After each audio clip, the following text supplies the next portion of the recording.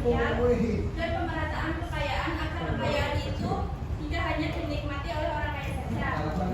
Selanjutnya, pemikiran marxisme ini artinya menekankan perjuangan kelas buruh melawan penindasan oleh pemilik modal. Setelah kembali ke Indonesia, Tan Malaka menjadi seorang buruh. Di sana beliau melihat sendiri bagaimana para buruh diperlakukan secara tidak adil. Pengalaman tersebut membuatnya ingin melakukan perubahan dengan mendirikan sekolah alternatif dan ikut aktif untuk memerdekakan Indonesia. Selanjutnya yaitu petualangan lintas negara.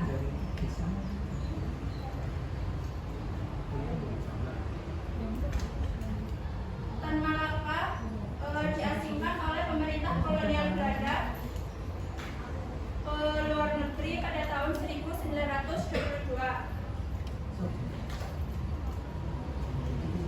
Setelah diasingkan, Tan Malaka ini tetap melakukan perjuangannya dengan melakukan perjalanan ke berbagai negara. Ia mulai dari Belanda, lalu pergi ke Uni Soviet dan bergabung dengan Komintern atau organisasi internasional yang menyebarkan Islam komunis. Di sana, beliau ditunjuk menjadi perwakilan untuk wilayah Asia Tenggara. Namun Tan Malaka ini mulai tidak setuju dengan cara-cara perjuangan Komintern karena menurutnya strategi revolusi yang digunakan oleh Uni Soviet ini tidak cocok untuk Indonesia. Karena itu beliau memilih keluar dan melanjutkan perjuangannya sendiri. Beliau lalu pindah-pindah ke berbagai negara di wilayah Asia Tenggara seperti negara Filipina, Thailand, dan Singapura dengan menggunakan nama samaran yang berbeda agar tidak tertangkap. Selanjutnya yaitu gelora pemikiran radikal. Tan Malaka ini mempunyai pemikiran yang berbeda dengan beberapa tokoh lainnya pada masa tersebut. Menurutnya, kemerdekaan sejati itu bukan hanya lepas dari penjajah, tetapi juga mencakup keadilan sosial bagi rakyat kecil seperti buruh dan petani. Kemudian beliau ini menolak bekerja sama dengan penjajah yang hanya ingin berkuasa tanpa mengubah sistem yang menindas rakyat. Tan Malaka percaya bahwa perubahan harus datang dari rakyat itu sendiri melalui revolusi dan pendidikan. Dalam bukunya yang terkenal yaitu Marduk atau singkatan dari materialisme, dialektika dan logis, ia mendorong rakyat untuk berpikir logis dan ilmiah, bukan hanya percaya pada tahayul atau sistem feodal yang menindas. Ia juga mengembangkan pendidikan alternatif yang bertujuan untuk membebaskan dan menyadarkan rakyat. Selanjutnya yaitu jejak pergerakan politik dan pendidikan. Sejak muda, Tan Malaka sudah aktif dalam dunia politik.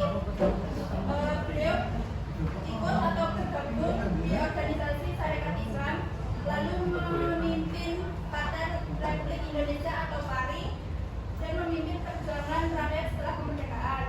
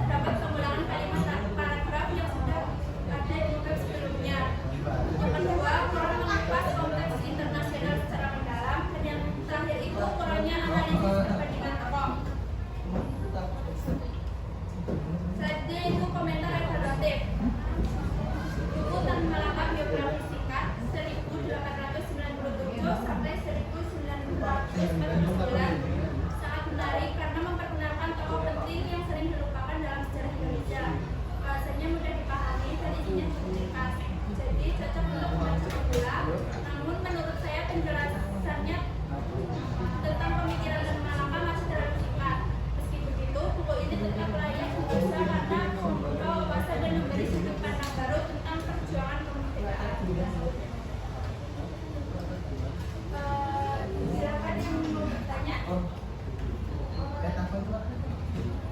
Perkenalkan, nama saya Vina Kalita Sinti dengan NIM 24.80.226 dari kelas 2M. Izin bertanya, pertanyaannya yaitu apa yang membedakan pemikiran Tan Malaka dengan tokoh-tokoh nasional Bugis lainnya? Terima kasih. Selanjutnya, Perkenalkan, nama saya Ahmad Hidayat dengan NIM 24.21.216. Izin mau bertanya, menurut pendapatmu apakah pemikiran Tan Malaka masih relevan untuk kondisi sosial politik Indonesia saat ini? Terima kasih. baik, saya akan menjawab pertanyaan dari Mbak Alvinas. Apa yang membedakan pemikiran Tan Malaka dengan tokoh-tokoh nasional lainnya? Jadi Tan Malaka ini menolak jalan kompromi dan diplomasi yang ditempuh oleh Soekarno, Muhammad Hatta, dan Sultan Syahrir. Beliau ini memiliki polisi total dalam melibatkan rakyat kecil seperti buruh dan petani. Beliau juga menolak pengaruh asing dan menekankan pentingnya pendidikan. Beliau membangun kesadaran rakyat. Pemikirannya lebih radikal, mandiri, dan berpihak pada rakyat kecil. Terima kasih.